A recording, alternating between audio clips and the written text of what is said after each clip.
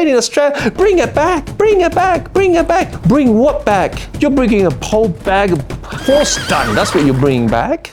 Dearly beloved, this is going to be a very interesting episode. While you guys love watching me talking about all the things that I spend money on, while you're laughing and saying, oh, La, you're such an idiot. And I think one fellow viewer, his vicious comment was, yeah, I have more sense. More money than sense.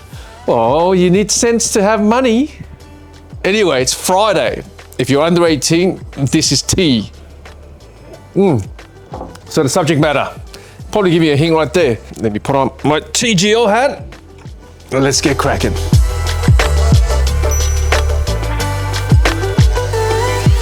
As you all know, I've spent a lot of money on the biscuit tin that is the 70A series. The more money I spend into it, or the more money I throw in this black hole, it just seems to be never enough, and you always want to do more. And eventually the ego and the vanity just catches up, and you just, with, beast mode, right? But one thing was always clear for me at the beginning of this journey, from being in Australia for 4 decades, the whole idea of having a troop carrier, when I first saw it in the early 90s, I knew I wanted to have it. So it took 30 years for me to get one.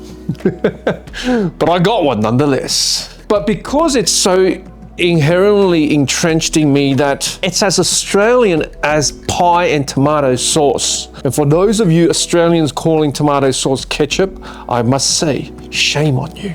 Shame on you. Shame!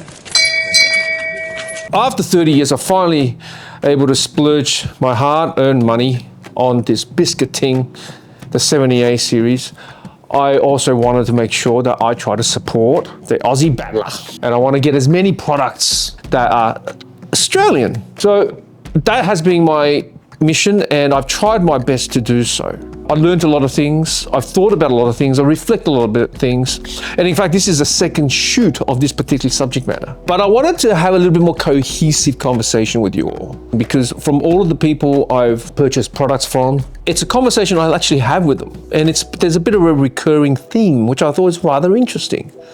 And there isn't really another person in our community, in the YouTube sphere, talking about it. And it's especially poignant for me. Why? Because my day job is TGL, think global logistics. We do international shipping and domestic shipping as well for companies who have products, but they need people like us to help move in and out of the country and so forth. This is what we do.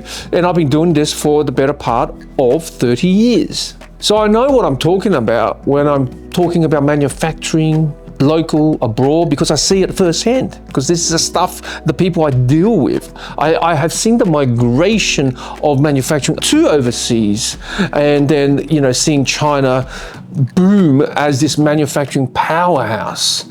I moved my first container for one of my customers in 1997. My very first container I moved out of China for one of my customers. So I've been on the front lines, seen all of this sort of stuff. So this is especially poignant to me. And it's just so cool as well, a bit of a side note, that for me to be able to make this episode talking about my hobby, building this troop carrier, and then later on enjoying it, at the same time talking about this particular subject, and then somehow coupled in with my day job, it's just perfectly tic-tac-toe almost. I've learned from the journey of buying stuff for my troop carrier that to have 100% Australian made, it's not realistic. Even if it is, that particular product or that particular company will never be scaled to a level that it will be the comparison of an international company that has manufactured in China. Look at the rooftop conversion, right? I went Headspace campers, but the Alucab was the first kids on the block, or one of the first kids on the block that designed theirs and so forth. They're all great companies, great products,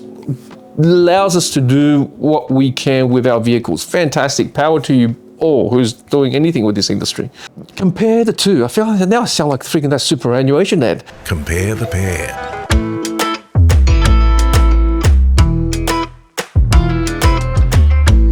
So you got Ollie in Clontarf, Brisbane, his best camper. He builds it in the back of the shed. If you look at that particular setup, that's probably as Australian made as you're gonna get. That doesn't mean he doesn't use non-Australian parts. Of course they do. You'd be foolish to think any product we have can be both sourced material-wise and produced and made here 100%. That is simply not realistic, okay?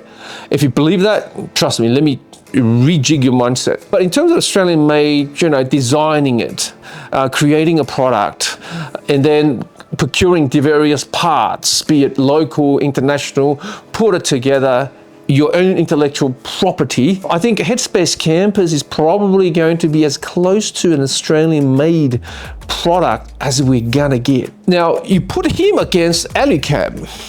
Alucab is a South African company. They make their products in South Africa. They might ship to Australia and then sell on and so forth. Their costs are gonna be far, far less than that of Ollie's.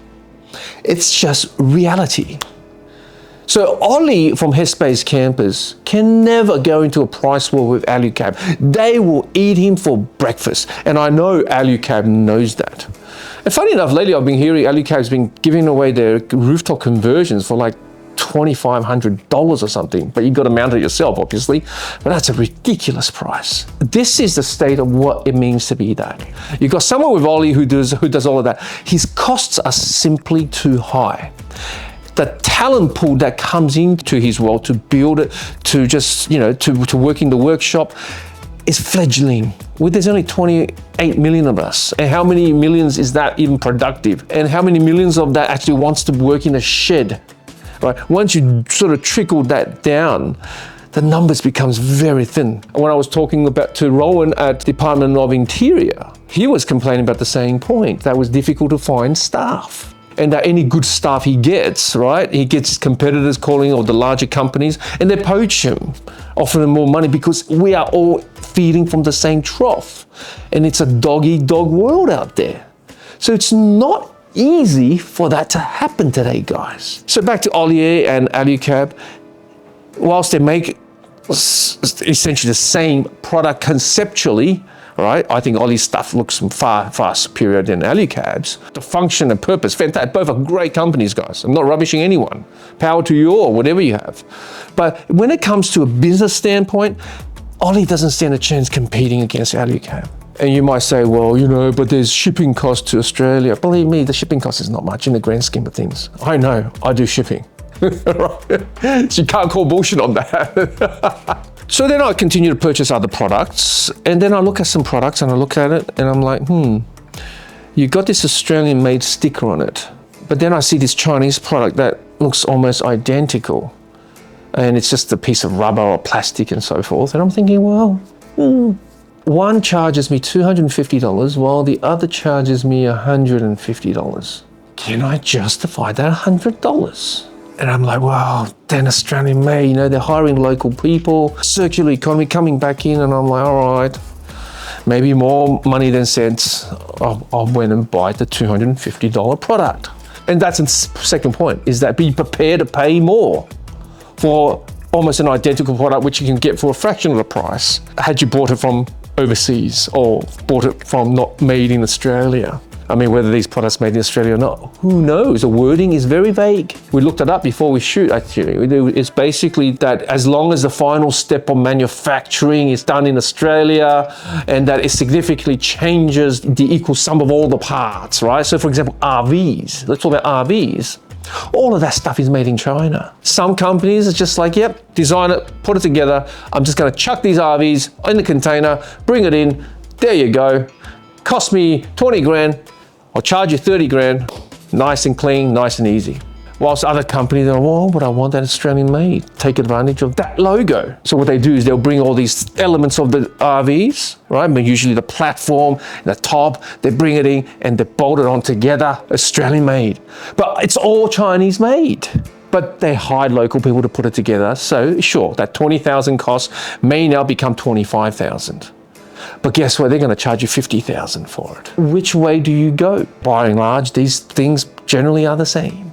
Pretty much probably almost comes out of the same factory. If not, the factories are next door to each other. I know. So you can't call bullshit on that on me either. You see? Now you see this subject is so interesting to me because I've seen how these things work and operate on a daily basis. That's the second point I'd like to make. Let's lock that away. Are you willing to pay more because it's got that Australian made? What does it mean?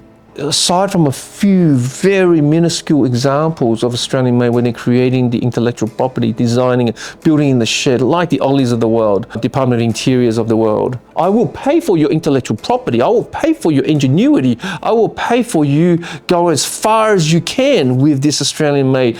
It's sometimes knowing that it's the detriment of your business because you cannot scale with the labor force we have in Australia. We cannot scale with all of the stupid costs that goes around in our world, in our daily lives.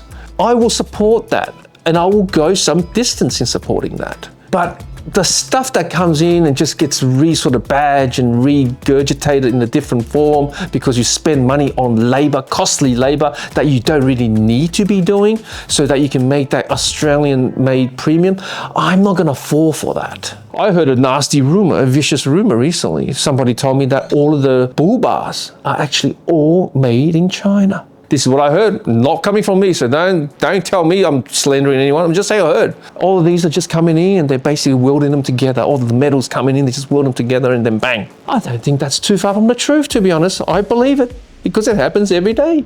How much more are you prepared to pay for that? You may be willing to pay more for it, but if that business is not scalable, that business will never grow into anything significant that will chip away at the GDP of Australia, that will make our economy really buoyant.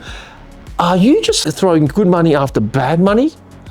Because you know whatever you do actually will not make a difference to the state of our country? The top industries or sectors in our GDP that makes up our gross domestic product of Australia. Last time I checked, Bureau of Statistics, the top one was mining, second one was services, export of services, which means overseas students coming in studying. But I can tell you the distance between mining and that, huge distance. But there's also another interesting one. It's this lovely piece of land we call Australia, the real estate. 80% of Australia's GDP is what we build on the ground and what we dig out of the ground, and it's a two-horse race.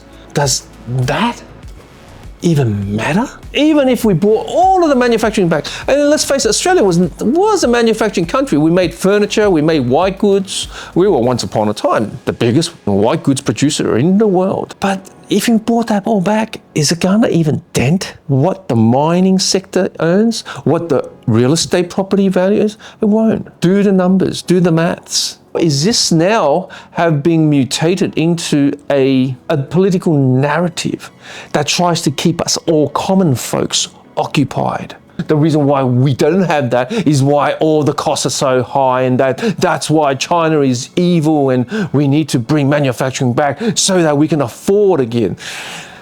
Bullshit. YouTube, don't censor me. Time to call BS for where BS lies. Channel 7, 9, 10, blah, blah. These days, they all become massive infomercial companies. They're not even any entertainment things. Every news article is bought by someone to promote something, and there's no news left. But they'll keep on thrashing lately. All you can see is, oh, made in Australia, bring it back, bring it back, bring it back. Bring what back? You're bringing a whole bag of horse dung. That's what you're bringing back. Is that Andrew Forrest, right, of the Fortescue Metals? Whilst he's wanting you to bring it back, he is going to China and making more money selling them coal. See how they want it both ways? They want to make the money from the Chinese selling the coal. Meanwhile, they want you, the everyday person, to bring it back. When they know whatever you bring back, you can't compete, so therefore you will not survive. He's promoting his RM Williams because he owns RM Williams. So he wants you to buy these boots because he's Australian made. And I'll tell you that, RM Williams boots is not 100% Australian made. It has Chinese parts, 100%. Apple juice, kids, apple juice. Billionaires who has become billionaires because they're selling what they dig out of our ground to the Chinese. Now they want you to bring manufacturing back. When they've created a Frankenstein over there that they know, any economists know, you cannot compete on any level you look at it. Population, infrastructure, all the shipping routes, all have that China thing planted for the last 30, 40 years. You don't change that in a year, a decade, or ever. Because why? While you're making money on the existing platform, Why would you go change that? So please, guys, if you're watching this, you're a battler like me, don't take my word for it. Go do your own research.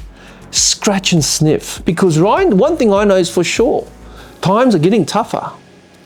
Right? These days, I almost feel guilty spending the money on my car because I know there are folks out there that can't afford that. We have a housing crisis. No young kids can afford homes. And soon they probably can't afford their weekly groceries. They can't have their options that the supermarket aisles present them. They can only go for the home brand. And meanwhile, while you can't afford to live, you can never afford a home. They want you to bring it back. I want to bring this pen back. I'm going to go and create this pen. I've got to go get the molds. I've got to get a factory, shed. The real estate prices are very high. And I've only got 28 million total population to draw from. Who is going to come and help me make this pen? Machines, not cheap. How can I, as a small business, to bring it back, afford this? My fuel costs money. My service, my insurance, my freaking repayments, mortgage, everything is going through. I can barely afford to live. Meanwhile, the beast, which is of the world's creation, China, right? China has 1.6 billion of them. Their energy costs, they got nuclear plants everywhere. They got coal power stations everywhere. You know, we can't compete. Then they pass laws now saying that employers, you must give the people who are working from home the right to disconnect. Anytime after 5, they are legally not required to answer any more work emails. And then I think they passed some other law now that some employment place has to give the staff working from home things. Failure, success is a simple formula. You know what that is? It's called working your ass off. To be successful, you have to work. You got to work hard. Work hard has a very simple mathematic correlation to working long. There is no way around it, guys. So to all the youngsters, remember, the government are not doing you a favor by trying to tell you to be more lackluster with your time. To say you don't need to work from the office all the time. You don't need to work these long hours. This is how they keep you mediocre. Draw that comparison to the international level. This is why we're falling behind against what used to be called the second and the third worlds. Because those people don't have these nonsense filling their head. They're working their butts off. And there's a lot of them. Are you going to give us high-speed rail so we can aptly populate the country properly? So we can solve all the shortage of services and goods to the fringe rural areas of our community? No, you're not. 2025, we don't have a single high-speed rail track. How is it we're on a continent the size of US of A, equally lucky with resources, if not more, on and offshore, with only 28 million people?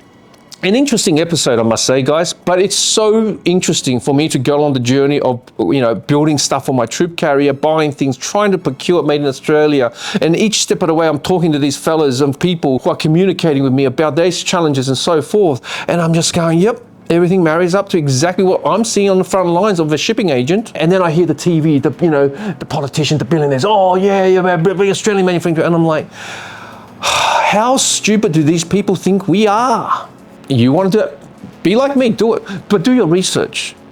Discover how much of that business has before you actually spend the big bucks.